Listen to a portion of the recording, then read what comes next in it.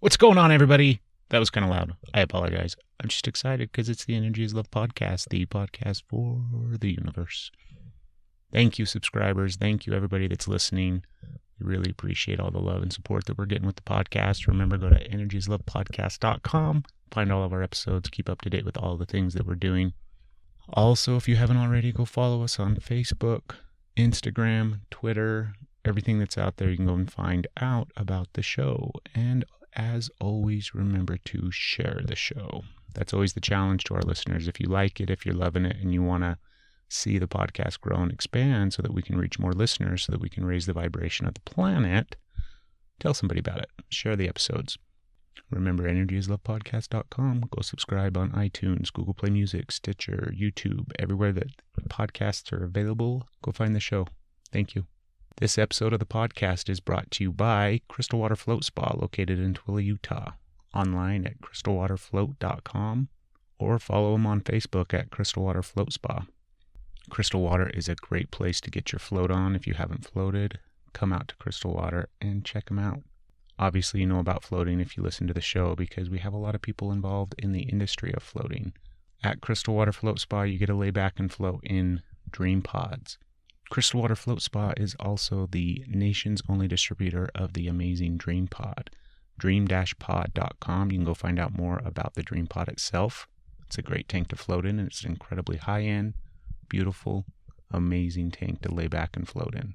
So, come out to Crystal Water Float Spa, float, then decide to open up your own float center wherever you're located, and contact Crystal Water so that you can get your Dream Pod. crystalwaterfloat.com and dream-pod.com to learn all about the amazing Dream Pods. On this episode of the podcast, I had the wonderful, unique opportunity to sit down with Dr. Rick Doblin. He was one of the keynote speakers at the 2016 Float Conference up in Portland, Oregon, which we obviously attended because you've heard a whole bunch of episodes from the conference. Dr. Doblin is from MAPS, which is the Multidisciplinary Association for Psychedelic Studies, and their whole purpose behind what they do at MAPS is essentially legitimizing the use of psychedelics in regards to treating mental illness and other forms of like PTSD and things like that. So he came on the show, and that's what we talked about. We talked a lot about what they do at MAPS, their drive, their purpose. The fact is they were founded back in 1986, so it's been a long journey. They're getting closer and closer to having MDMA approved through the government in order to be used as a prescription, specifically treating PTSD. So he's a wonderful guest. Absolutely loved sitting down with him. Keep in mind, this episode was recorded on location at the Float Conference. And so, like some of our previous episodes where we're not in the studio, we don't have all the control in regards to outside influences. There's a little bit of background noise, and we did the best that we could in order to make it most enjoyable and easy to listen to. So bear that in mind as you listen to this episode. We were on location in Oregon, so there's a little bit of sound in the background. But I think you guys will still enjoy it. I think you'll still benefit from everything that Rick has to say in regards to all the different things that he does. And this was truly a wonderful episode for me. Sit back, folks, relax, because here we go with another episode of the Energy is Love podcast, the podcast for the universe, with my special guest, Dr. Rick Doblin. You're listening to the Energy is Love podcast. Energy is love. The Energy is the Love podcast. The Energy is Love podcast. Energy is love.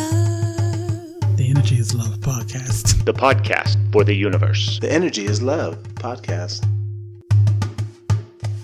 Well, Rick, here we are. Okay, it's a pleasure to be here. Well, it's definitely a pleasure to have you on the show. I really appreciate the opportunity, and I appreciate you taking the time to sit down. Yeah, I like, last minute nimble decisions. Yeah, kind of spur of the moment stuff. Yeah. For me, that's what it's all about.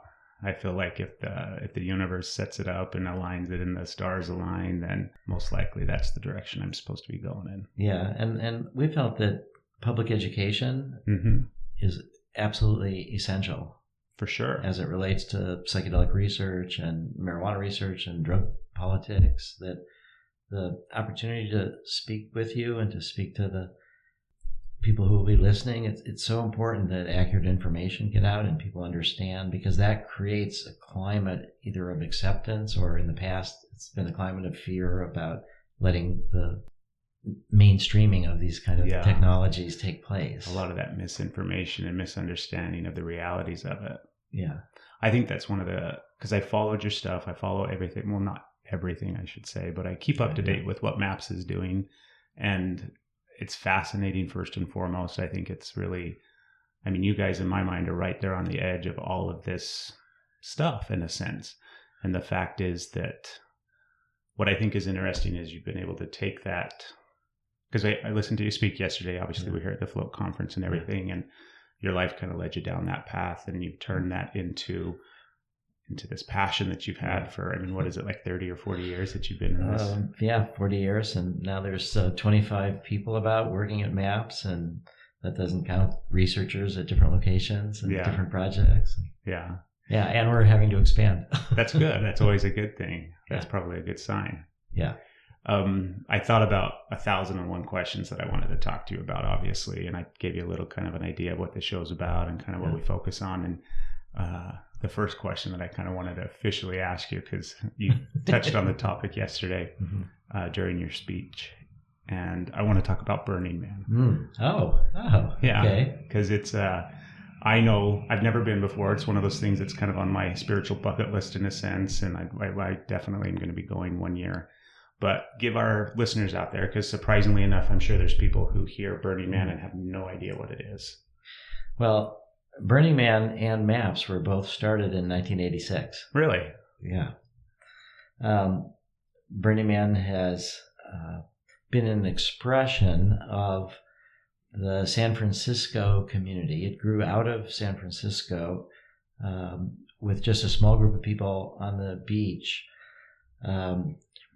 gathering together for a party and to burn a structure of a man. And but there was more of an ethic or a vision about it too, about the kind of community and these alternative celebrations, something so primitive about fire that it brings people deep inside themselves and so vividly portraying transience and death, and yet, all this heat and light.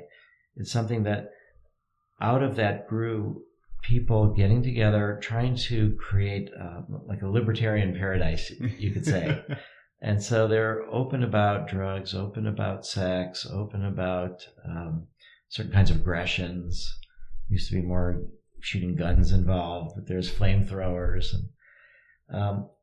and a fair amount of self-governance in a sense of people being assigned to watch out and take. So creating a safe container and having this ethic of leave no trace, of go somewhere and stage this incredible event and then leave it without any sign that you were there, or possibly even better. But the main idea is leave no trace. We're going to pristine areas. It's grown out of San Francisco and moved to a desert area, Playa, outside of Reno, Nevada. And it's a week long, but the whole premise is this gifting economy, that people give things away. There's no commerce, there's no brand names, there's no sales. They do sell ice, they do sell some drink coffee, no alcohol, but people give things away. So it's really an attempt from also a lot of people from the tech business who were a little bit over intellectualized, not very emotional. These are like a time. So it's a lot of the tech people. And so it's now a town of 70,000. And it's absolutely incredible what people bring to it and the art that's there. It's also one of the things that I really appreciate out of this Burning Man community that's meant to be a different kind of governance, in that a lot of it's what people bring themselves, and people can do. There's a lot of freedom for different groups to do things. And so they had a burning of a man. But after a while, there was a sense that there needed to be this temple, like to make it a little bit more sacred, to focus more on death. And it was a place for people to go more things that had died, people that had died, and then that would be burned as well. So there's two large burns. First the temple, then first the Burning Man, which is more like kind kind of a carnival circus almost, the display, and then the Burning of the Man, which is more quiet and spiritual, and that ends Burning Man. And it's grown, and now there's regionals all over the world. So from my point of view, what we're trying to... How long have you been going to it? Well, I heard about it in the 1990s, and I started offering to the Burning Man organization in 2000 the idea of therapists and doctors and other people trained in psychedelic psychotherapy volunteering their time to help people who had difficult trips. Because early on, we're recognizing that if we do make MDMA into a medicine, that is going to change the cultural context of how people see psychedelics. And it also suggests that further reforms should be necessary for freedom and human rights. People should be able to explore these things. And how will regulators, police, drug abuse treatment experts look at the medicalization when they also see widespread recreational use that sometimes has negative consequences? They tend not to see the positive consequences. Everybody focuses on So negative. what we thought at Burning Man is such a high-profile event that if we could build a model of how in a post-prohibition world these kind of experiences, these communal experiences would be contained.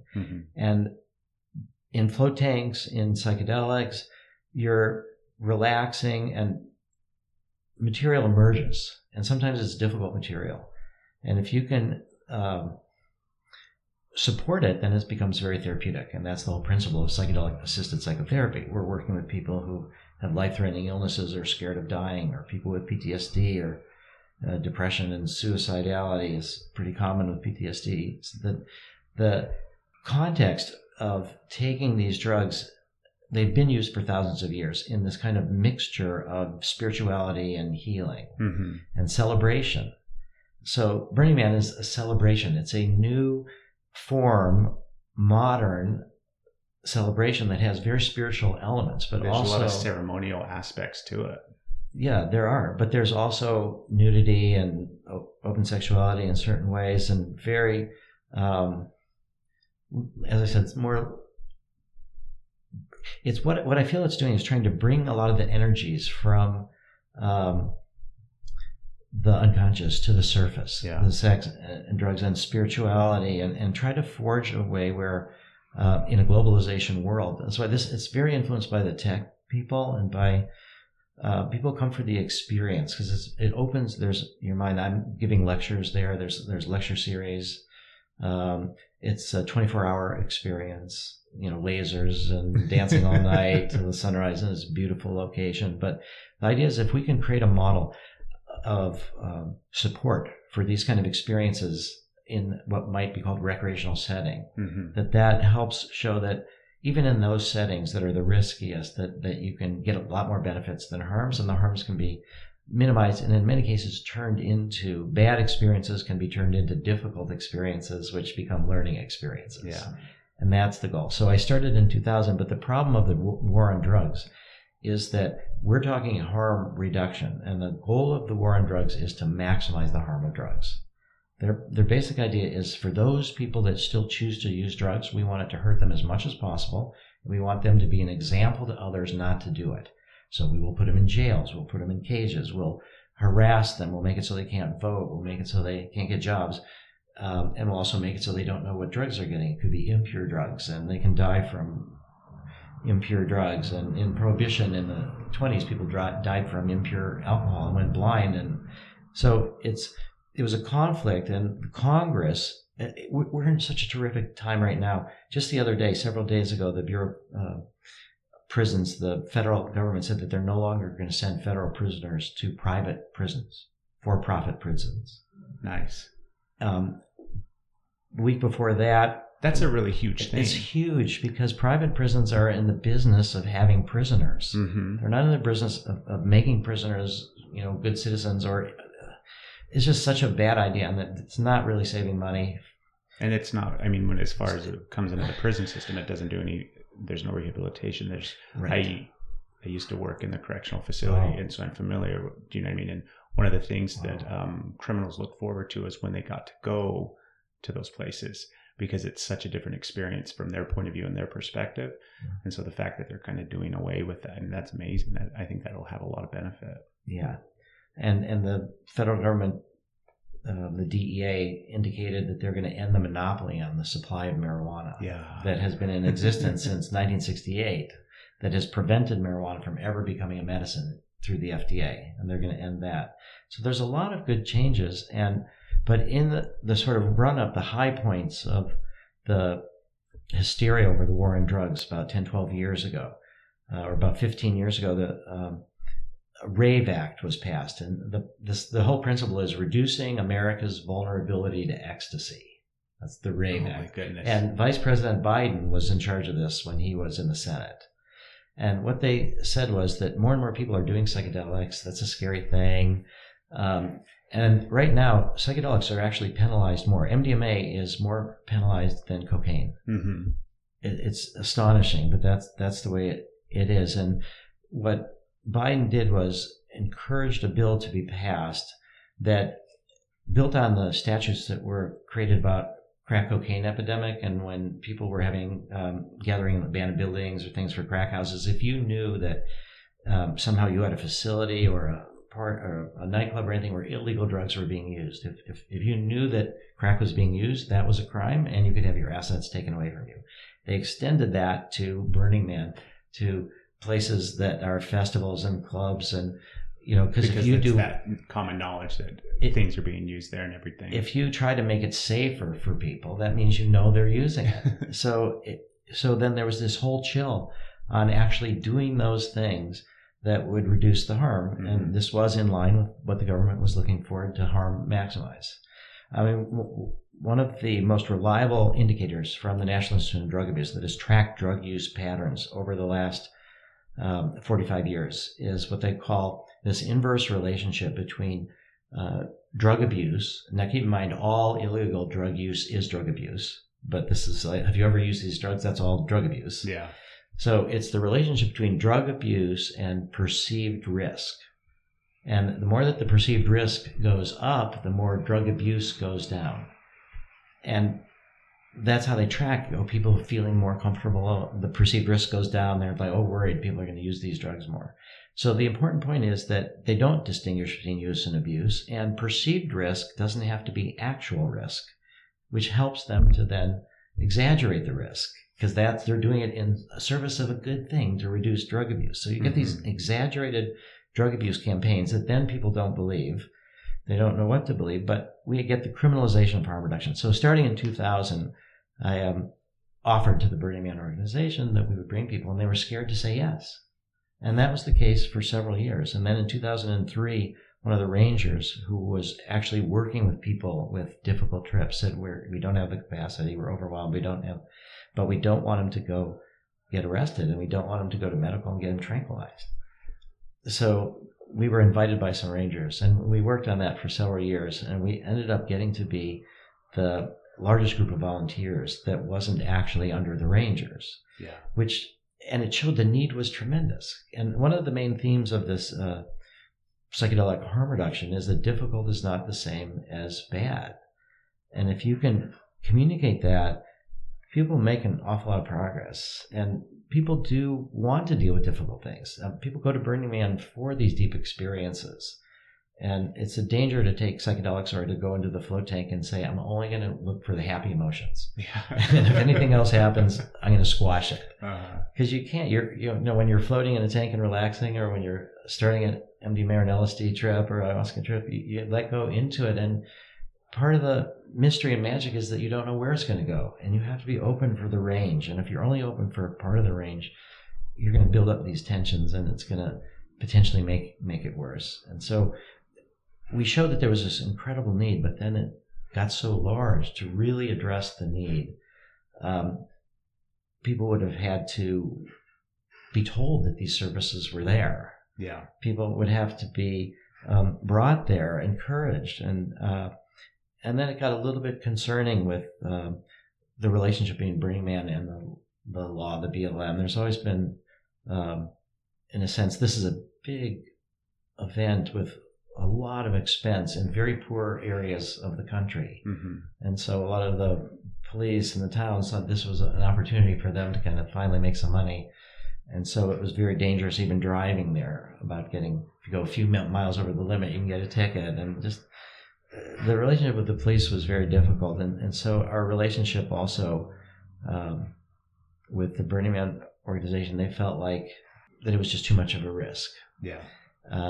And so that led us to think about what to do next. And we, Annie Harrison, who is the partner of John Gilmore, who's on our board of directors, Annie Harrison had this idea, longtime burners, that what was necessary was to shift from trying to work with the Burning Man organization officially to doing it in our village independently, and then they're not responsible. They can be very sympathetic, but they're not liable because they create these camps, these areas where people can offer to the community different things. Mm-hmm. And they're not the ones offering it. They're not responsible for it. So Annie set up a tea house in their village at Burning Man. And I just sat back and watched. But every year I was so I've been there every year since 2003. And I've been trying to work on this gradual integration of this model. And the tea house worked. It wasn't explicitly for people with difficult trips. It was a place for people to get hydrated. People could rest. People could sleep overnight. They did have people at the tea ceremonies. It was very calming, in shade for people. It was kind of definitely an oasis. Yeah. So then we said, all right, let's... it had that kind of secondary purpose, though, right? For people who were tripping and everything, and it was a bad experience, they could come there. Yeah, although that was very secondary, not as a promoted, this is what the purpose is. So then I saw how that worked. So then I thought, okay, now we can come back, and we had this, and decided to offer this the first year of the Zendo. And what that was is that in 2006, our 20th anniversary and the 20th anniversary of Burning Man, and we decided, our board of directors decided to celebrate it at Burning Man. And we decided that because you couldn't be so clear about, it's not so much pro-psychedelics, but it was pro-fruits of psychedelics. So there was a lecture series about the science. There was psychedelic art with Alex Gray and many others, and Big Dome. And we had one of our supporters from Switzerland is a Zen meditator. Mm-hmm. Lifelong Zen, was one of the leaders of the Zen community in Switzerland. And he decided for our 20th anniversary that he would have a cardboard Zendo built by world expert Zendo architect, Paul Disco, and that would be something he would donate to our 20th anniversary camp. And that he would bring in a group of meditators, some nuns, some monks, some others from Switzerland, some secular, and that they would have a fire there, that there would always be somebody meditating. And we decided, where are we going to put this in our camp? Do they need quiet? We decided to put it right on the Esplanade, on the main sort of street where people walk by. Uh-huh. It was incredible. And they were interested in the combination of meditation, dance, and MDMA. It was a celebration, and this structure was intentionally thought of as lasting for 1 year and then getting burned up. But it was such a beautiful, elegant structure that we kept it. And we kept it and kept it. We just finally rebuilt it. But we call it the Zendo Project to give this idea. It's a peaceful retreat, but a processing time as well. Mm-hmm. So we're comfortable. Do you have people that come specifically just for that? To meditate? In that space and meditate and... Yeah, I mean, we're saying that it's a place... The priority is for people that are having a difficult time and their friends feel either they're off alone without friends, mm-hmm. or they're with a place where their friends feel like they've engaged part of their consciousness that they would like someone more experienced to kind of work with them. Yeah. So their friends will bring them. But it's also for people who are tripping but are having an okay time and just want to have a peaceful place, or it's for people that are disoriented, having nothing to do with drugs. But if it gets filled, the people that are not tripping, we'll try to move them outside. And so there's been this, once we started doing it in our village, then it's been a struggle every year. What do we call it? How blatant can we be? How clear? And so it's been psychological support services. And every year there's been a little bit more of a relaxation on the part of the Burning Man organization, but also on the part of the police. So the police there, the BLM, they know that they are going to be encountering people that are usually wandering alone, tripping, not quite grounded.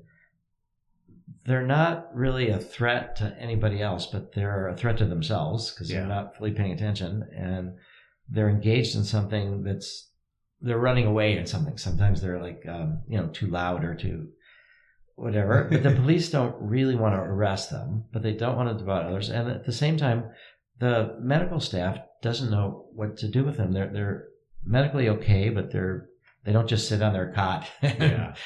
So they often get tranquilized. So for somebody that's having a difficult experience with psychedelics, getting tranquilized is not a good thing. The reason is it does bring you down some, but it freezes that conflict in place. It doesn't go away. It's still in your psyche. Where did the stuff come from? It wasn't part of your conscious awareness. Some stuff comes up. You start trying to deal with it. And if you have trouble, it's way better to endure it for hours and hours and hours until the drug starts fading than to try to tranquilize yourself or run away from it. Because that reinforces this idea that it's too much, you can't handle it. Mm-hmm. So we've grown every year. This year, I'll just say that we had 2 locations last year. We've been able to get more confidence. And so the BLM actually is comfortable with having alternative solutions for people, even if they're on drugs, illegal drugs. They're not dealers. They're just that don't involve the police. And so they actually ask. This is the first year that we're giving a training to the police. You're giving a training to them. Yeah, meaning 45-minute education about what Zendo is and what the purposes of it is. That's the first year ever. This is the first year ever we're able to say psychedelic harm reduction explicitly, and it's the first year that they're putting something about it in the greeter package that all 70,000 plus people will get it, so that they're gaining their courage because nobody's ever really been prosecuted under this RAVE Act. It's just been this intimidating factor. Just the thing looming over everybody. Yeah. So for us, Burning Man is really a symbol of festivals of people, younger people, trying to incorporate psychedelics into Western culture, but with a spiritual overtone.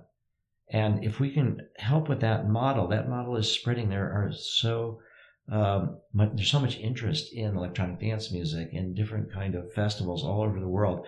We have one of our Zendo team, the leader of it actually is just coming back from the Boom Festival in Portugal. Mm-hmm. And they have a tremendous harm reduction project that we helped start with them in 2002. So it's been sometimes very frustrating and sad in a way for me to go back and forth from Boom to Burning Man, because Boom is in Portugal. Drugs are decriminalized in Portugal. It's been working very well. Like across the board? Across the board. And so at the festival, they have thin layer chromatography to analyze all the drugs. And people know what they're taking. Mm-hmm. That's just an astonishing thing for people to say, I have confidence that this...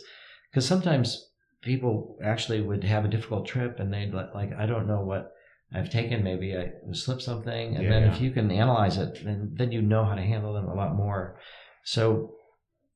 that's the world-leading location Boom Festival. It's every 2 years in Portugal for psychedelic harm reduction.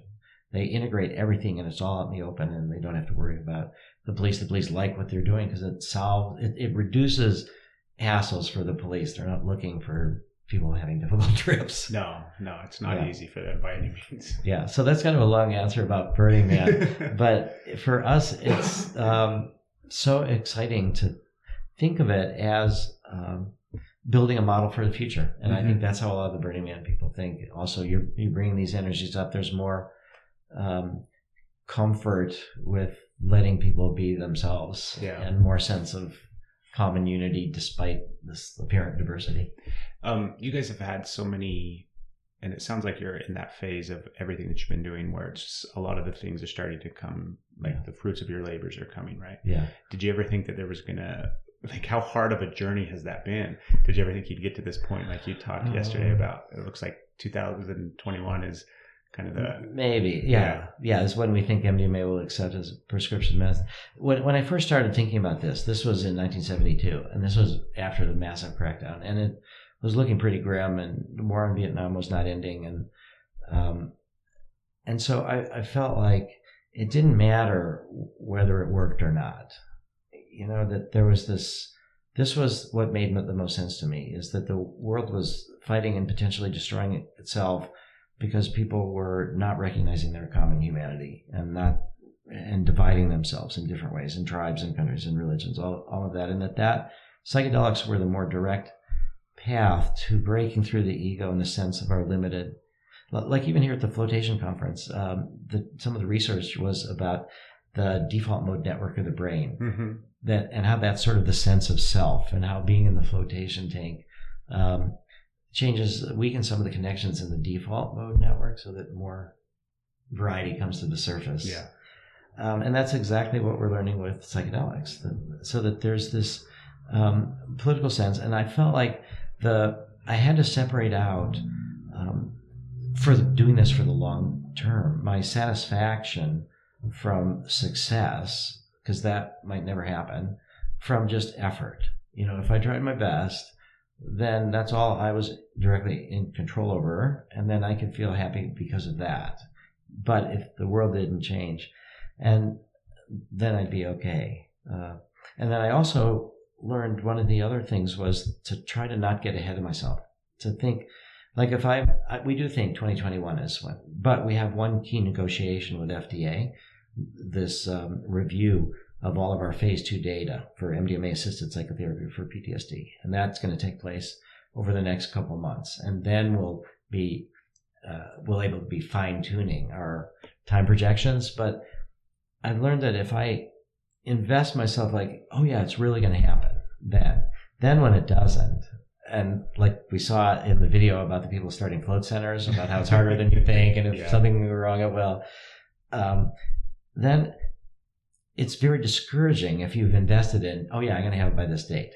So I had to remove myself from any success at all, and then also from trying to project a timetable. But at the same time, you need these timetables to try to figure out what's the most efficient thing for you to do. Mm-hmm.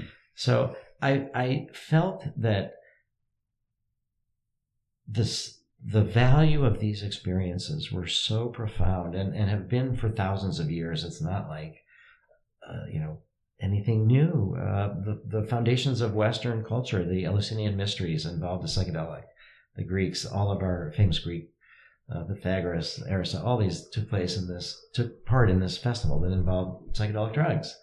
It's the foundation of our culture. So I felt that eventually the love that I felt from taking MDMA was so different from the picture of one dose, brain damage, miracle cured is not true. This is a miraculously powerful destructive agent, and you take it one time and you're forever altered for the worse. And that was the government perspective, and that was the DEA perspective. That was what the public education was coming about. I just felt like the difference between the reality and the propaganda was so great that there would eventually be a possibility for this. And one of the things that was so... I want to ask you something. I apologize. I don't mean to interrupt you, but why did you guys choose to focus on MDMA specifically as the one that we wanted to push through and get approved and everything like that? Yeah. What about it made it so... The question is, how do we integrate into a frightened culture this idea of modifying states of consciousness and then working with them for different kind of reasons? I mean, it's the same kind of question with flotation tanks. Or yoga or meditation, how do these techniques become mainstreamed when they're initially perceived of as foreign or frightening or disruptive in different ways? For psychedelics, the initial work that was really done in the late 40s, 50s, 60s, early 70s was with the classic psychedelics, with the LSD, with the psilocybin, some with mescaline, some with the plants, peyote, there was this, backlash, as we all know. And we're now in this place where there's now more psychedelic research than at any time in the last 45 years. What made us choose MDMA was that it was a different kind of psychedelic. I still consider it a psychedelic, meaning mind manifesting. Humphrey Osmond coined the term in the 50s in a discussion with Aldous Huxley, and psychedelic, psyche and delos, is to reveal the mind manifesting. And that can be flotation tanks are psychedelic. Meditation is psychedelic. Marijuana is psychedelic. I've tried to reclaim the word from psychedelic equals counterculture equals criminal equals suppression to psychedelic is a broad range of things that is about opening the mind. And that was the original intention. And that, so I consider MDMA is more gentle. MDMA reduces fear. MDMA helps people deal with difficult emotions from a more peaceful perspective. You feel more like yourself. You don't feel, it's not like you're hallucinating the way people think about classic psych. It's not like there's this flood of imagery inside your brain. I like to say that with MDMA, you could take it and talk to your mother on the phone if you had to. Yeah. And sometimes you might even plan to. It's that kind where you can continue a logical train of thought, but your logic is deeper and more fuller because you don't have these emotional blocks. A lot of those fears are just set aside. Yeah, or that you can see them. They're surmountable, whereas before they were insurmountable. And we know that this is acting in certain fear centers, the amygdala of the brain, reducing activity. But that's just an explanation for what we recognize emotionally, is that people can accept themselves and who they are and what's happened to them with this more sense of peace. And then that experience is less threatening. It's profound. It's surprising how little of a shift from normal consciousness MDMA is, and yet how profound it is. Whereas with LSD, with the classic psychedelics, by this reduction of activity in the default mode network, they're taking apart your sense of self. MDMA works in the opposite direction. It kind of helps you feel more yourself, to bring your different parts and experiences and learn from them all. Whereas the classic psychedelics, you become less oriented by your ego and more perceptions. And so it's many times in these worst moments when people are having a difficult trip, they think they're actually dying. They're letting go of their ego. They're not identifying anymore as this limited person. They're part of, and we're part of billions and billions of years of history. Our bodies have evolved all these years. Our people have invented language that we're using. We didn't create it. It's, we're the beneficiaries of this enormous sweep of history, some of it tortured and tormented and horrific. And so you get that, but that's more of a challenge, because if you're stuck in, I am a man, I am an American, and I am Jewish, and I am, educated, and all these different things that how you define yourself, and you see that you're more than that, and that is dissolving, and that can be scary. So people perceive themselves to be physically dying many times when they're having a difficult trip, when they're actually just having this kind of going beyond the ego process, the ego death. And that default mode is kind of shutting down. Yeah, and you can relate it exactly to human history, to Copernicus and Galileo, when people thought, the Earth was the center of the universe and everything revolved around us.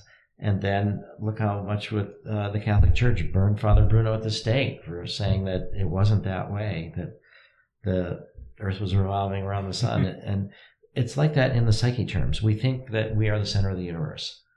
And then there's a foreground background switch that takes place. And then you see that you are just in the background. And this foreground is this incredible sweep through history of, now billions and billions of people contributing to our society. I didn't create this microphone, this technology. We're all, who we are is because of who all of us are. Yeah. And you get that sense, but it's more challenging.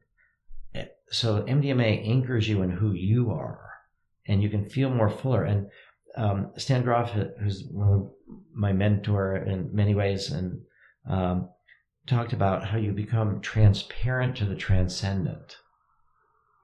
That you don't, your ego doesn't really die.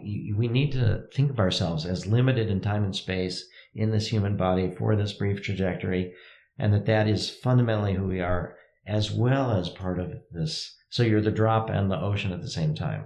And one is not more important than the other. And that's a big danger. Sometimes people look to spirituality in India and say, okay, got all these spiritual people go meditate on the mountaintop and people starving and dying all over the place. Yeah. And they don't improve the society. So that's where we get this sort of social justice link back from mysticism and spirituality.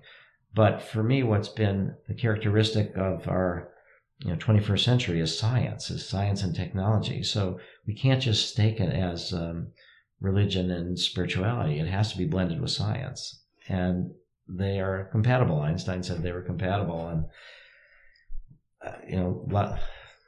so I think that is the essence of MAPS. And I'd say the difference, I didn't really elaborate this as much during my talk, but I think the difference in some ways between John Lilly and Stan Grof, who were my two main influences, John Lilly through the flotation tank, but also through LSD and the structure of the mind as the human biocomputer, and Stan through LSD and spirituality and transpersonal psychology and psychotherapy, is that one of them flamed out, and when the backlash happened, got destroyed by it and other things, and one of them survived. Stan Grof is now 85. He's doing great, traveling all over the world. And I think the difference was that one of the differences that John Lilly was interested in knowledge. He was a scientist. He has a book called The Scientist. Stan was interested in knowledge, but interested in healing, knowledge for the purpose of healing. So I think there's something more grounding and more focused on kind of the human level to focus on healing and psychotherapy. Do you feel like that's kind of one of the main driving factors behind your work and what you? Yeah, it's all about MAPS is basically a nonprofit psychedelic and medical marijuana pharmaceutical company trying to develop psychedelic drugs and marijuana into packages with psychotherapy. The marijuana is more of the medicine by itself, but the psychedelics are meant to be packaged with psychotherapy, or people are microdosing, maybe in certain ways, under certain circumstances. Psychedelics can be take-home medications, but our focus has been healing, demonstrating healing through the most refined methodologies evaluated by the most rigorous regulatory agencies, with the idea of expanding opportunities for people to get non-ordinary states of consciousness for healing purposes, and then to expand that out and have a ripple effect to change people's attitudes in our culture about the importance, the potential, and the ways to mitigate the risks so that we can move beyond prohibition. And really looking at the world right now, for me, this scary election cycle with so many people expressing their fears and their baser instincts and their, us and them divisions, it's very scary. And that is what led to, that could easily lead to totalitarianism or to, where facts don't matter. So the rise of the unconscious was and is extremely scary. And what it means to me is that it's not a system where it's sustainable if you just have an elite that are more open-minded, or an elite that's more wealthy with the wealth disparities. You could also say the spirituality and the inequities of people who have the opportunity to travel the world and sample different psychedelics and pay to go in float tanks and all. It has to be grounded in many, many millions of people, and then you have a healthy society, and then we're in a more safer situation. So for me, the idea of MDMA as the first choice, it's more gentle and will be accepted by more people initially. And in order to work with MDMA in a therapeutic setting or any psychedelic, the therapists need to work with it themselves. They need to have had their own experience with it. Much of the therapy is done by the person themselves when their eyes are closed, listening to music and having their own experience. And then they come out and talk to the therapist, but they're the ones really doing the work.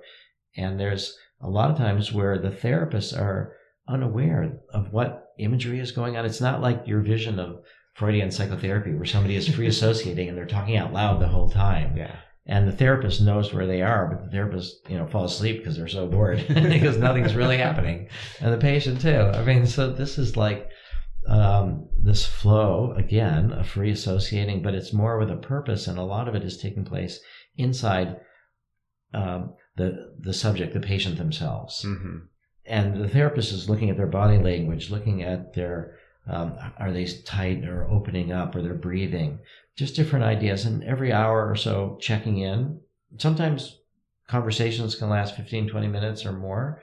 And then patients would go inside, or all different kind of scenarios. There's no one pattern fits all, but the therapists are more effective if they know what the drug is doing in themselves.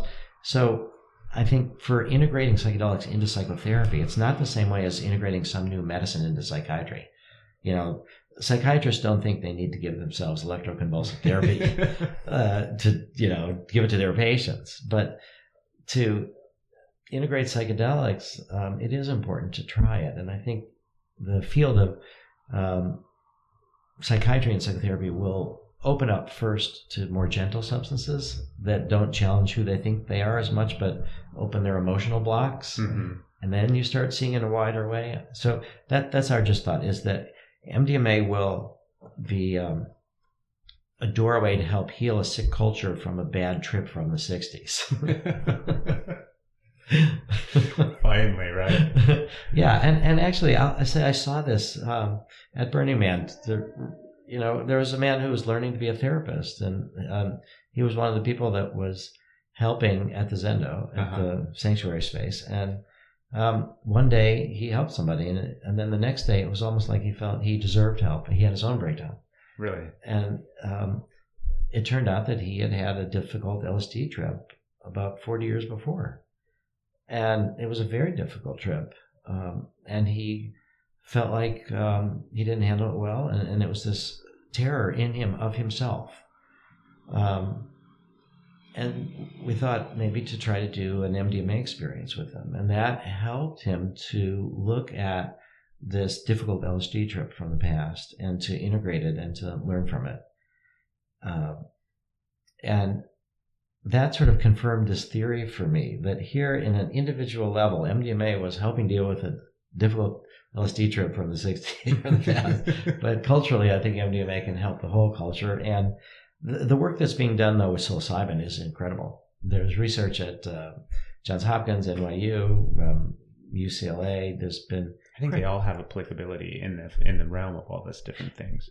Oh, yeah, because what we're really trying to do is talk about psychedelic psychotherapy, which is MDMA is not like the only thing or the best. Mm-hmm. It's got its use, but all these other psychedelics have their roles as well.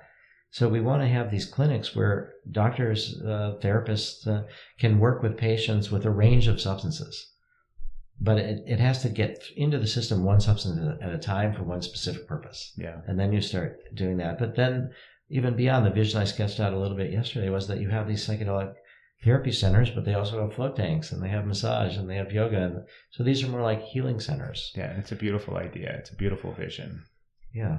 And they become rites of initiation also for people who, in a post-prohibition world, I think will have it where it should be everybody's individual human right to explore their consciousness with these substances without having to be part of a specific religion. Mm-hmm. And so these centers will become places where people can have their first experience, and then they know what they're getting into. They don't have any unusual reactions. They get a card, and then they can buy it on their own.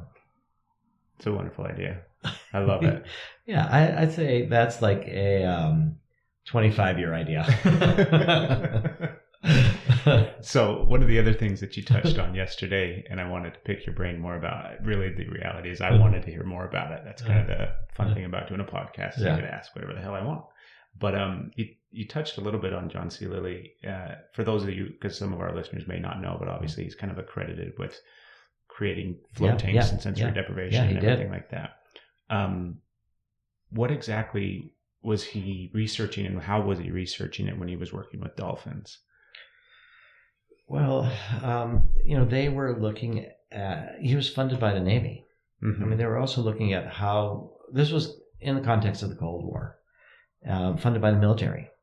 And they're also looking at people in low stimulation environments, underwater in submarines, or going to space shots, or people being brainwashed by, communists and stuck in isolation and then supposedly going crazy without stimulation and after a couple, months or different times. So it was all this research and trying to see what happens when you reduce incoming stimulation as much as you can. Mm-hmm. What happens to the brain, and can it be beneficial or can it be harmful, and can it be used to break people down? So that was the context. John was trying to say, how can I develop something that minimizes input from the senses as much as possible? And then he was such a pioneer, he started using LSD in the tank. This was before he started doing the dolphins. Uh-huh. And he started trying to chart his brain as if it was a computer. I mean, if you look at some of the images now of our brain, we have a pretty clear idea of how many different functions are localized in different parts of the brain. It's not like it all does somehow or other all together. It's like there's certain centers, visual centers, hearing centers, just kind of moral sense evaluating centers, incredible diversity. And so he tried to chart that out, and spending time floating and having lots of time to think and explore his brain, he started thinking about what other animals, mammals or fish or anything on Earth had this floating environment. And he started noticing that, whales, dolphins had very large brains in proportion to their bodies. And what are they doing with these brains? Are they doing things that are, they're communicating through each other through ways that we don't communicate, through, echoes, through certain kind of incredible. Whales can communicate to each other over 1,000 miles. So there's just unbelievable. So he started getting very much interested in it. And the focus for him was, are there lessons to be learned from dolphins? Mm-hmm. They seem very in mythology, saving people from sharks, and they're friends of people, and they're kind of mermaids, but enticing. There's this relationship. So he in the same way that Jane Goodall started trying to talk to gorillas and teach language, she started trying to teach language. And he had a series of dolphin trainers and would be trying to interact to see in what frame this dolphin brains were communicating and able to communicate. It was I met John through the dolphins. I mean, I was very interested in the flotation tanks. I was very interested in the particularly with the work with LSD. But what I was able to do to meet him for the first time is I knew that he had 2 dolphins, Joe and Rosie, that he was going to release into the wild, and wanted to see that he'd been training language, but he wanted to see could they be reintegrated into wild dolphin pods. Mm-hmm. And in Sarasota, Florida, where I was Mote Marine Laboratory, which is a world-famous shark laboratory. And the dolphin pods in the Gulf of Mexico are among the best studied in the whole world. And I arranged for them to say, yes, they would take these 2 dolphins.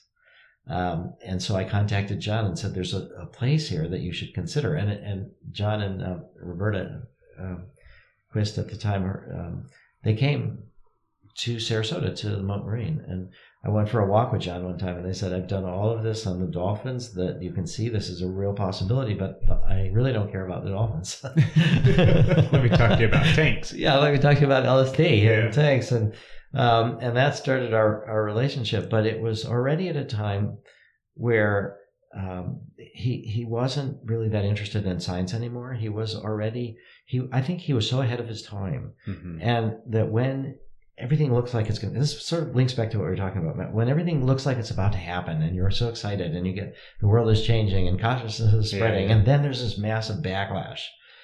It just, I think it different people affected different ways, but it seemed like John was so impatient and so, if not impatient, but he was so ahead of his time, he just wasn't willing to work with, he just more or less escaped, and he didn't do work with the dolphins, didn't really contribute much to the tanks, didn't contribute to LSD research. and kind of escaped into the illusion of spirituality through repeated use of ketamine and addiction to cocaine.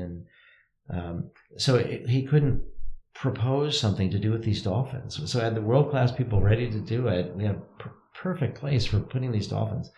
And it just couldn't come together. But through that relationship, I offered him the opportunity to do MDMA therapy. And so we actually did MDMA therapy with him. With John. With John. And during it, he sort of came into, this was at my house in Sarasota, he came into his body and he had abscesses from where he was injecting himself with ketamine. And it was just so hard for him to see. But it didn't click like I should change my path. It was just like, that's so hard. And he just turned away again. Do you think, we'll use him for an example, and by all means, do you think that at some point people, now granted we're not talking like MDMA is going to be some magical drug that's going to heal all mental illness or anything like that, but do you think that some people get too far to a point where, do you know what I mean, regardless of how... I think that people have to heal themselves. Mm-hmm. That's the fundamental principle, is that we are supporting people's efforts to heal themselves. We can't do it. The drug doesn't do it automatically. The therapist doesn't do it. In the end, the person is healing themselves. I think there's always the possibility that people could, no matter how far along they are, could make a change. So I don't want to say there's certain kind of people that are hopeless. But I just think it takes courage and will to do that. And some people will do that, and we have to learn how to help more and more of the people do that. I think at that moment, I had sort of built this relationship with John through the dolphins, but also a friend of mine was a chemist, and it separated out the isomers of ketamine. And I actually went to bring them to John, and we did them together and determined that they were different, but that, together in the racemic mixture, that was the preferable form, but there were differences. Yeah. So I'd explored ketamine with him a bit, not in any way to the extent that he was, but that's where I think courage and will and free choice come in. You can choose to keep looking away, or you can choose to get involved. And a lot of it is who you think you are. If you think you are this expert. Okay, here's an example too. I was with one of the world's leading experts on Jung. And this was back before MDMA was illegal. We were introducing MDMA to different people to prepare them, and we had this great opportunity since it was still legal. And, she was terrific about archetypes, written loads of books. But under the influence of MDMA, what so impressed me was that she was able to become a beginner in this flow of psychedelic experience, of how that emotion works. So despite all of her training, that she was able to not be stuck and see herself as this expert, but see herself also as this beginner in a different thing. That was really important. Yeah. I think, I don't know why, John was the way he was, but I think if you have years and years and years of that running away, it's harder. One of the saddest things I ever saw was in 1993, and it was the 50th anniversary of LSD, and the Swiss Academy of Sciences was having a conference, in part to honor Albert Hofmann, who had invented LSD in 1938 and then accidentally ingested some in 1943. So this was the 50th anniversary, and it was this very delicate time, 1993. We'd finally gotten permission in 1992 from the FDA to open up psychedelic research. Mm-hmm. LSD research has not really started in a formal way, but this conference was beautiful. It was invitation only. It was, Swiss Academy of Sciences. It was several days. It was in this mountain, lake mountain area resort, and it was a 3-day conference actually. And John came. Day late, and he came to the back of a room during one of the plenary sessions, and he asked completely inappropriate question that he wasn't really there paying attention, and then he left early. Yeah. It was like he so wanted to be there. He couldn't not be there, but he couldn't be there as just one person among many having conversation. He was so into his own world. So I think it's very, very sad, but I honor him in so many ways, and just think that pure knowledge, it's a dangerous thing. And when you talk about shamanism, a lot of times, like Carlos Castaneda, one of the books was Tales of Power.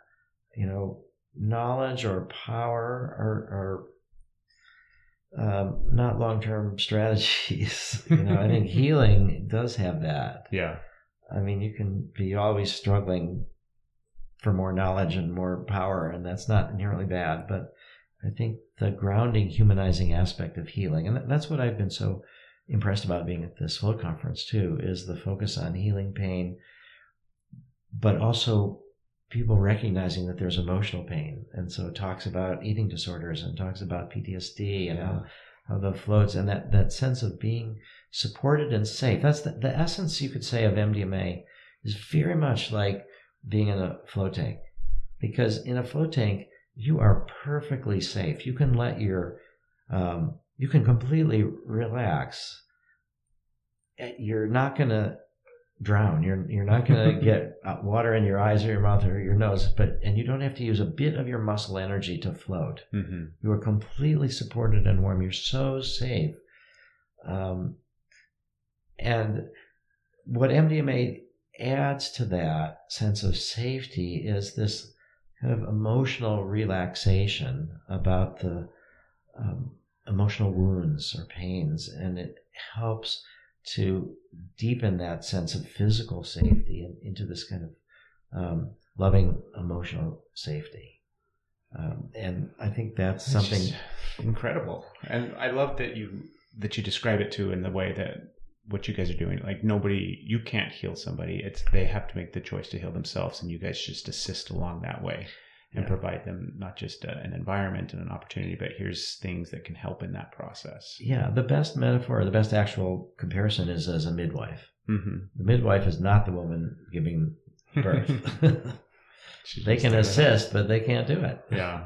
And I mean, because it correlates so close for me, we talked a little bit too as well. I mean, we're in the spiritual community and we do all these different, we have all these healing modalities where we're helping people in the process of healing some of that emotional baggage and some of those wounds and some of those things that people hide from and keep hidden. And I mean, at the core of that as well, I believe, is the fact that they're not magic, witch doctors that have magical powers. They're simply just there assisting that person in healing themselves. Yeah, and I think magical witch doctors are often not fully who they really are making themselves out to be. Yeah. I had a relationship breakup one time. This woman had breast cancer and had gotten over it, but was terrified of getting it again. Mm-hmm. And she'd gotten this idea that these Filipino faith healers, psychic surgeons, could keep her from having breast cancer. And I was a little bit skeptical. Yeah. And so they actually came to town one time, and she asked me to come and get psychic surgery. And I said, all right. Okay. So she did it. And then, so you go into a room. It's just like a small office room, hotel room, so a smaller usual hotel room, no bed. But there's a massage table, and the massage table was up against the back wall, and they were sitting. The shaman and the psychic surgeon and an assistant were sitting behind it. There were sheets that went all the way to the ground from this massage table, and you were supposed to lie on the massage table, and they would do some stuff, but you couldn't see their legs. You couldn't see the bottom of what's underneath the massage table. So they like pulled some stuff out of me and showed it to me, and I was like, wow, that's really interesting. Could I have it? And they're like, what? They're like, well, it came from me. I'd like to look at it and see what it is. And they're like, no way, we can't give this to you. And they pulled it out from, I mean. That's like the most generic magic trick of all time there. Yeah, and so they wouldn't give it to me. And then when I started sharing with my girlfriend, Wendy, that this was my opinion, it was hard for her because she was investing so much hope that this was going to prevent recurrence of breast cancer. So we broke up. So these magicians, and we need to understand the placebo effect. I mean, the whole idea of placebo is that you trick yourself into getting better because you think you have the real thing. And the magic is, how do you trick yourself? That's incredible. Maybe we can do that intentionally. Yeah. We need to learn about how to do that. The power of the mind in that aspect. Yeah, that's the most incredible discovery. The pharmaceutical companies aren't looking at that because they're looking, we got to eliminate the placebo effect and figure out what the drug does. And so we can combine that. I mean, psychedelic psychotherapy is, and even in the tank, I mean, I've heard stories actually yesterday about how some PTSD patients go in the tank and it doesn't help them. These memories come up and they're still too painful. I mean, just being in a meditative place and difficult stuff comes up, you still have to do that acceptance and looking at it if you can. Yeah. So the space itself, you need that kind of preparation, anticipation that is sort of the placebo effect. That here's how you handle it when it gets difficult if you want to. If you're going in to try to resolve an issue, you need to be prepared for that issue to come up. So that's where the power of the mind is incredible. And that's where I felt that this link to science, that what we're trying to do has to be consistent with the most methodologically advanced, rigorous scientific designs. And we have to test what we think. I mean, I did a PhD at Harvard at the Kennedy School of Government in public policy on the regulation of the medical use of psychedelic drugs. And I had this whole big section on how to deal with the double-blind problem. How do you do a double-blind study with a psychedelic drug? And I really thought I had it figured out. But when we started doing the MDMA research, it turned out my theory was wrong. But at least I got a PhD. Yeah, there you go. But at least I knew enough that we have to test it. And so that's the healing too. I think that's the sort of the Stan-Grof-Jalali dichotomy, if I'd say, that when you're dealing with psychotherapy, you're constantly testing your theories. And people are either getting better or they're not. And you're confronted with that kind of, it's not an abstract knowledge that is hard to check. Earth coincidence control and a lot of the things that John was exploring in his ketamine experiences were interesting and but they weren't empirically validated. Yeah. And I think that's that kind of, once you start going off into your own world, but are not trying to bring it back to verify and to test, then you're in danger.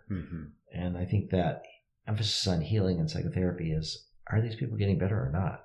Yeah. Or is it really worth our time? Yeah. Can't thank you enough, man. This has been great. Wow. Yeah. Tell me, because you mentioned it yesterday, and next year you guys have the conference in April, is that right? Yeah, we are having the third in a series of psychedelic science conferences. These are, again, public education is crucial. And we want people to know as this whole field is developing where it is. So in 2010, well, let me just say this. In 2006 was a big conference in Switzerland for Albert Hofmann's 100th birthday. And it was organized by Lucius Wertmüller and Dieter Hagenbach. And Dieter just died a few days ago from cancer. But it was the first really large psychedelic conference in many, many years. It was fantastic for Albert's 100th. Everybody came for Albert's 100th birthday, several thousand people. Yeah. Then there was another conference in 2008, also with Albert, but just a few months before he died. And that's when we got LSD research approved in Switzerland, just a few months before Albert died so he could see it. But then we moved it back to the United States. So there were two large conferences in Europe. And then in 2010, we had the first psychedelic science in the U.S. in San Jose. And then we waited 3 years in 2013, and we had it in Oakland. And so we have the Oakland Marriott City Center, and we take the Oakland Convention Center. We take over the whole convention center and the whole exhibit center, and have 1,000 people, and what we're bringing is the world's leading psychedelic researchers and a whole separate track on ayahuasca, to both educate the public, but we're also having a day of meetings among ourselves, trying to help the field move forward. Yeah. And this is going to be from the 19th to the 24th of April in Oakland.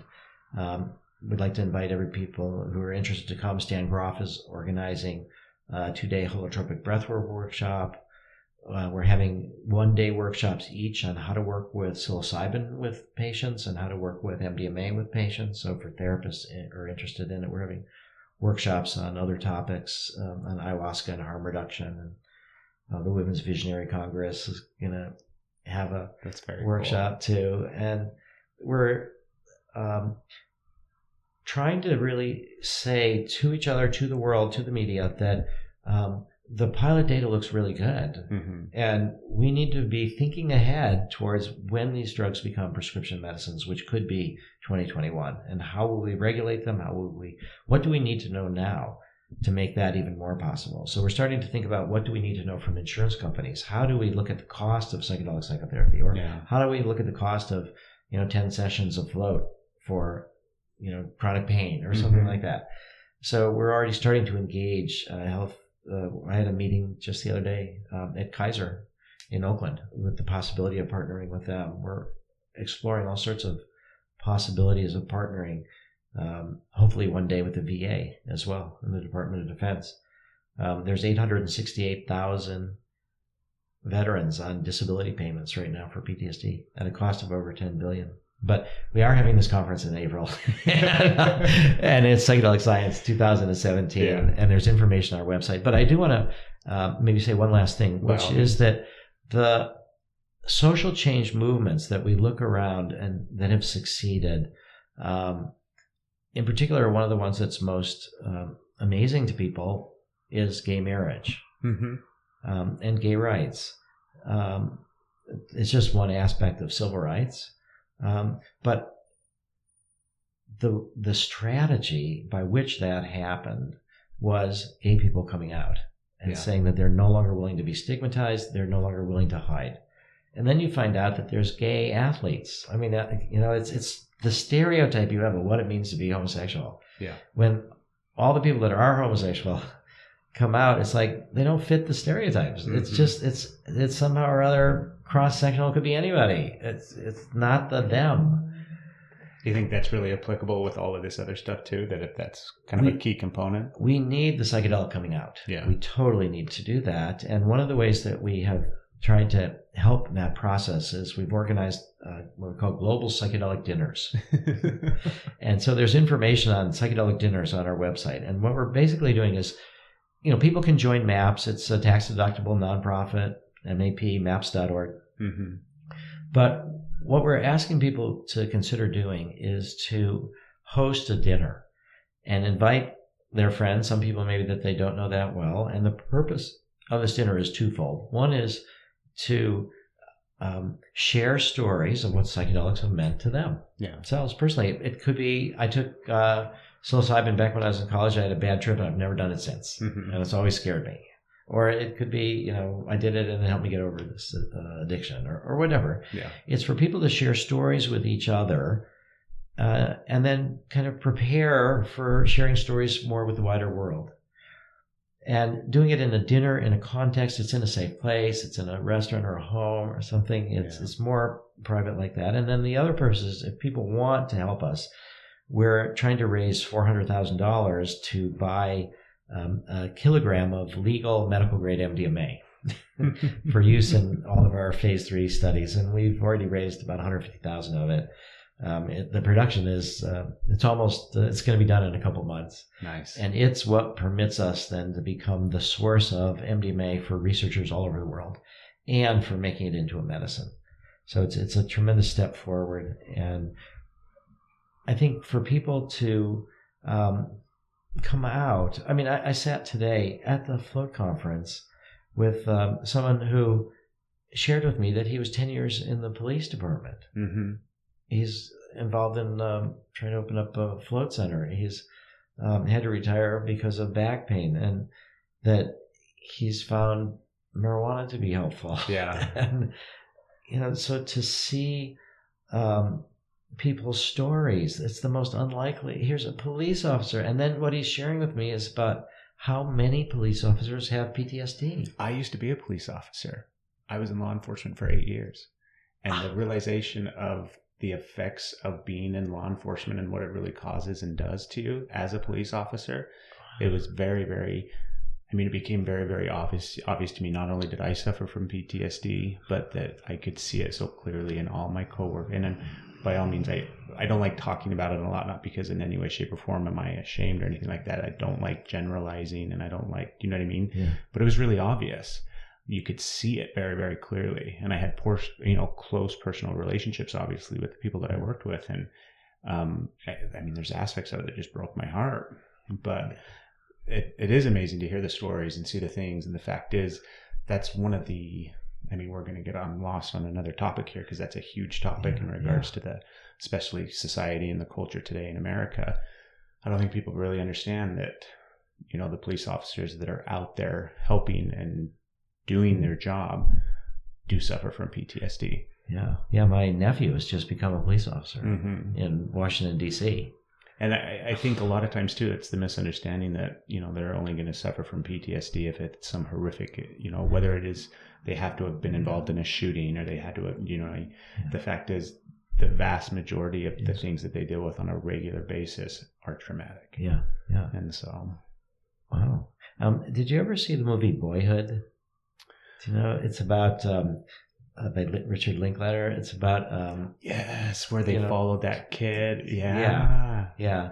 And the reason I bring it up is because Ethan Hawke in it. I think. Ethan Hawke, yeah, and the woman that he's in love with has a series of.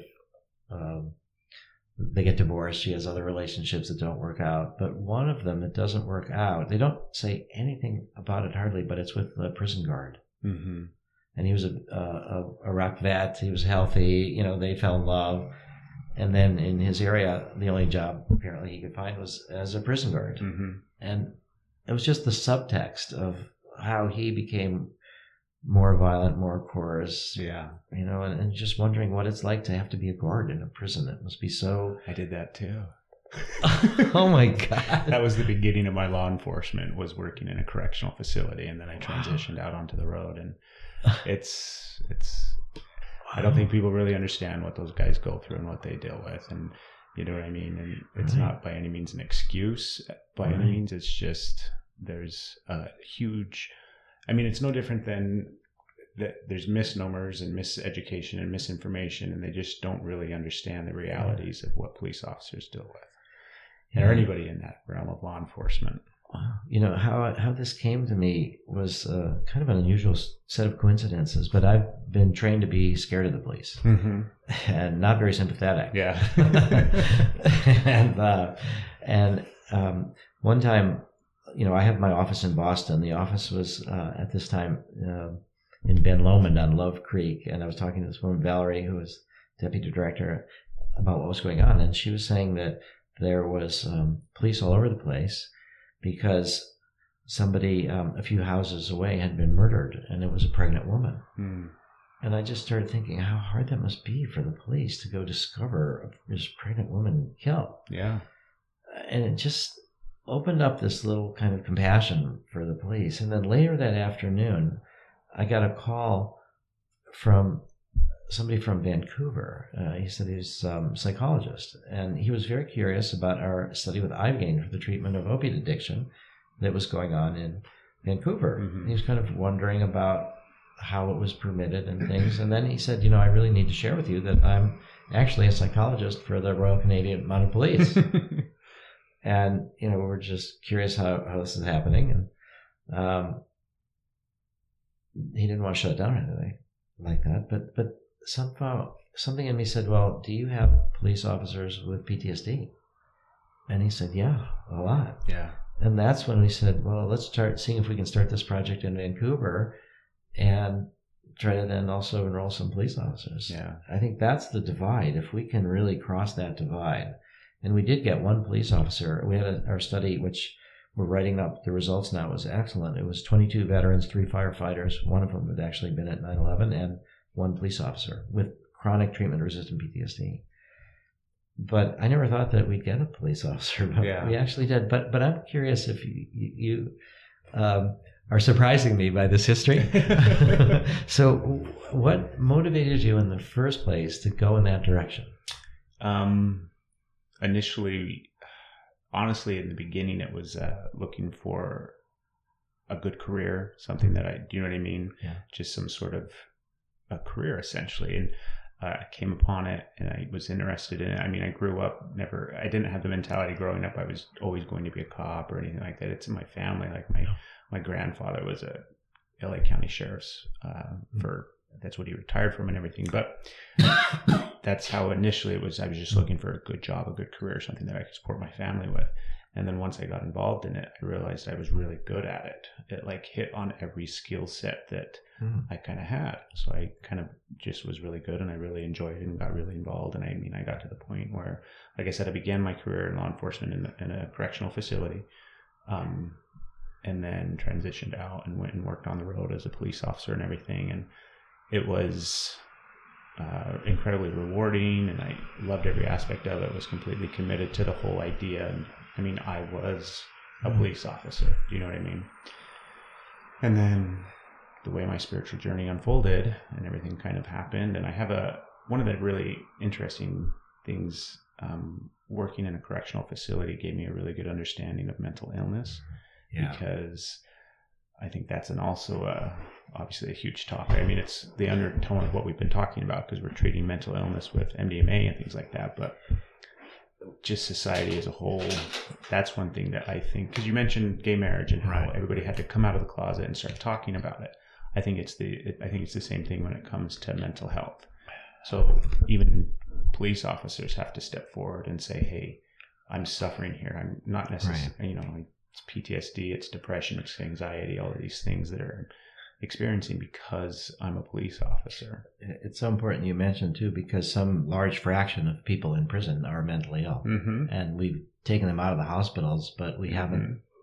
We're still housing them at great expense. Yeah, and that blew not my much mind. Good for them either. I didn't realize that going into that. Do you know what I mean? And then it became really apparent. I'm like, oh my goodness, the vast majority of the population in here suffers from one form or another mental illness. Yeah. And then saw the same thing when I was out on the road. Do you know what I mean? And it's not, I mean, I think it's all that intertwinedness of the fact is when people have some form of mental illness, because treatment isn't available, because it's not easy to go and get help, then that's when they start looking elsewhere. And that's why I think drugs have become what they are in society and all the other issues and things that we have. And how did you think about drugs when you became a police officer and needed to arrest people for them? I always kind of had a really, growing up and things like that, I always had kind of an open mind. I, in no way, shape, or form was heavily involved in drugs growing up or anything, but it was simply just I wasn't exposed to it. And then when I became a police officer, and honestly, I had a really hard time with a lot of it because it was so asinine in my mind. Yeah. Do you know what I mean? Especially, weed is one thing. 9 times out of 10, if I could smell weed, I wasn't overly concerned about it because, hardly ever did we deal with somebody in weed in a negative way. Yeah. And then meth and heroin are obviously a ginormous issue and a huge problem. And so I had a hard time arresting people who were simply just addicts and needed help. And that was the way that they were coping in and managing with whatever pain and suffering and mental illness they had inside. And so that's how that was the, internal dilemma for me. But in the end, I was very proud of being a police officer. I knew that I had a job and I knew that there were aspects of what I had to do simply because that was my job. And that was the way that things had to be. But it was an internal struggle. It was part of the aspect too that led me to obviously getting out of law enforcement and stuff. So lots of big shifts, but yeah. So what can you imagine a time when there can be an alliance in a way between I would say left-wing drug users and the police? It's always felt to me that if there wasn't the drug war, that the relationship with the police would be completely different. I think so. I think the vast majority, and this is the other reason I I don't by any means, I'm not a professional. I didn't spend 50 years in law enforcement. And so I hate speaking for a community that I highly respect and everything like that. And this is me, in my opinion. And granted, I have experience that I'm drawing from, but God, I lost track of what you had. A collaboration. Yeah. I think the vast majority of crime stems from drugs in some way, shape, or form. Mm-hmm. And so it's either people seeking to find some source of income for drug use, but so many times everything leads back to drugs. And I don't think drugs is the problem. I really think that mental health is the problem. Yeah. And because, I would see people in jail who would come in completely strung out. They were addicts. They were completely, do you know what I mean? Yeah. And after they go through that entire detox process, because they're inside that prison facility for so long, then they get clean, and you see how completely different they are, and they get clear-headed, and then they're able to kind of manage with the help of some of the systems that were in place and things like that. But in the end, I really don't think drugs are the issue.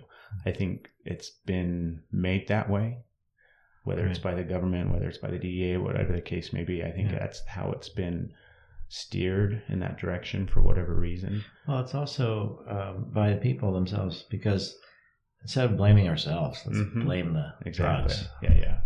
And like I said, I really think the core issue at all of it stems from mental illness. Do you know what I mean? Yeah, and the whole, in my mind, and this is me, right? The whole idea is that everybody falls on the spectrum of mental illness. No one is immune to it. Yeah. And it's just a big spectrum. And some people are on this end, and some people are in the middle, and some people are on that end. But it's silly to think that somehow, if somebody is on that spectrum and maybe they're schizophrenic or maybe whatever the case may be, that they're, do you know what I mean? We have to help them. We have to find a way, because obviously drugs aren't the answer unless they're used in such a way like you guys are doing. I mean, that's the incredible part for me. Actually at the site in Israel where we do the MDMA PTSD research, there's a special ward for people who are driven crazy by being in concentration camps. Really? Yeah, we wanted to work with them because so many of them, obviously, they all have trauma, but their health was pretty bad. They were really pretty old. But just that idea that under certain kind of pressures, we could all be cracking too. Yeah. So when you emerged from the police, what about your peers from before? How much have you been able to share with them? I always tried to help as much as I could, because it wasn't a cut and dry, go from one to the other. Yeah. It was a beautiful kind of, do you know what I mean? And so I always tried to help in ways that I could, and tried to spark conversation and try to push some of them to those points to look and analyze and see. And the fact is too, a lot of times police officers get labeled as assholes, and we're afraid of them, and they're they're just out to cause problems and everything.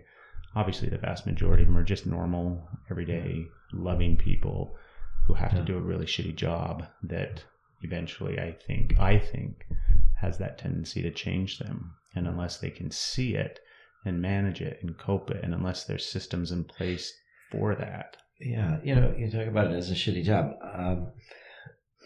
There's a nobility to it. And so I think what parts of it are shitty are laws that you have to enforce that you don't believe in. There's a whole special area for PTSD developing now called moral injury. It's one thing to be fighting a war because you believe that you're threatened and need to. Yeah. It's another thing to be fighting a war that you don't believe in. And so that's where the trauma that you have from war is made even worse when there's this moral injury aspect to it. So a lot of the Iraq War veterans are suffering, and in Afghanistan even too, from the sense that this war was not accomplishing what it was supposed to accomplish, not in the national interest, not entered into on honest terms. And I think those of us that don't want decisions made by force, but more by fairness, are grateful for the police. Yeah. It's just sometimes it seems like a necessary evil, where they are there to do some of those things and it's the same thing with war in general, right? It's not even an evil. It's like sometimes people don't play by the rules and they don't respect that. Even sometimes one of the things, the at Burning Man, the BLM have brought people to us tripping in handcuffs. Mm-hmm. Because they were raging out and hurting others and not oblivious, and they needed to be restrained. Yeah. Then they'd come hours later, and we'd calm them down, and they'd take off the handcuffs. Yeah. But it's a hard job, no matter what, for sure. And you're seeing humanity when it goes wrong. And you could say that a therapist is the same. I mean, you don't see people that lives are normally just working perfectly. Yeah. They come to you and something's like not quite working. Yeah. Yeah, and I think the beauty of what we're hearing too at the Float conference is that this transition that sort of Kevin was talking about this morning about working with people in pain and helping them deal with their problems, but then also working with those on a spiritual path. Yeah, that's kind of an ongoing process. Yeah. And I think that's where with drugs, most people's associations are with drug addicts, people with the problems, but more, and there are many of those, and we can help them in all different ways, but the idea of incorporating drugs into a healthy lifestyle over the course of all these transitions of aging, it makes total sense, and I think that's where we're trying to go. But it's in conjunction with other healing technologies, and it's an exciting time to be alive. There's lots of good stuff coming. It's terrifying. I think it's slightly more exciting than terrifying. Yeah. Because I'm basically a little bit more optimistic than not. And even just hearing of your story, that's incredible. I mean, to have evolved in that way. I mean, it sounds a lot like it was because of your grandfather. But was he like your mother or father? I wonder what was the impact of his being a police officer on his kid? That's an interesting one. So it was my father's father, and oh my goodness, Rick, that would be a really, I know without a doubt, obviously it had an impact on my father having my grandfather be a cop in the sheriff's department for, I don't know, it's 30, 35 years. I have no doubt that had an effect on him, which then of course obviously affected me in the long run. And I don't know, that would be something incredibly interesting to kind of dissect and pick apart. Was your dad glad when you became a police officer? Very much so. Yeah, very, very much so. Very proud. Like you said, it's a noble job. Yeah. It's a respected job in some sense and in some regards. Even those people who, sometimes view them in a poor light, I think it is still a respected profession for the most part. And it should be, because it is a challenging thing. Yeah, it is. It's a noble job. The problem for me is just that often the politicians are less than noble. And then the police are instruments of that. And then you get into police states and that whole kind of thing. It really depends. The nobility depends on who's telling them what to do. Exactly. What law do they have to follow? Yeah. And I think for the most part that I struggled with that all the time. There's plenty of asinine things out there that are criminalized. Yeah. Not just marijuana, not just drugs. And the same as being a veteran or enlisting in the Army. I feel like if it weren't for the U.S. military, even though I described how I was a draft resistor for Vietnam. I feel like in many countries of the world, I would have been arrested or jailed or killed. There's death squads all over the place for people that just believe a little bit different, that want to challenge the system. So I'm incredibly grateful for that. It's also that other... Well, I'll tell you what. Daniel Ellsberg, who was the Pentagon Papers... he was worked at the National Security Agency, and he was the one that revealed the secret history of the Vietnam War by the Pentagon, and he's what led to Nixon's downfall, actually, because Nixon sent the plumbers to go into his psychiatrist's office and steal his files to try to discredit him. But he was through Harvard. He was the top layers of the government. Working in the national security, and he could see that the story that people were being told was different than what was actually happening. Yeah. But he described how he evolved from seeing that his initial view was that we were on the wrong side in Vietnam, that there was a dictatorship that we were propping up. There was, popular revolt against the dictatorship. We sort of pushed them into the arms of the communists and turned it into this proxy war. But he felt that we were on the wrong side. And then as he started seeing more and more, he started realizing that we were the wrong side. That,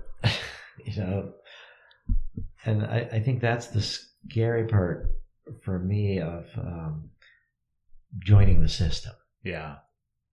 That there's a lot that we're still the bastion of freedom in a lot of different ways. And really, I'm so lucky to have been born here. And so I think the common interests across these divides, I mean, we're doing so much work with veterans, and we're talking about expanding into police officers too with PTSD, is